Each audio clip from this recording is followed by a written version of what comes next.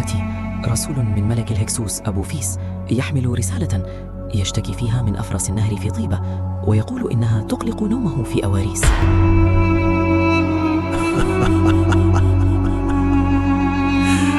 لا تجعل سخرية رجل تقود جيشا إلى الموت. الحرب قرار ملوك، لا ردود أفعال.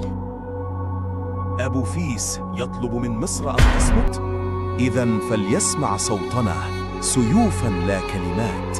يا كاموس، أعد كتيبتك، اتبعني حين أفتح الطريق. لن ننتظرهم، سنذهب إليهم. أخي قال لي اصبر. لم أكن أعلم أن الصبر سيكون بهذا الثمن. عاد الجيش ولم يعد أبي.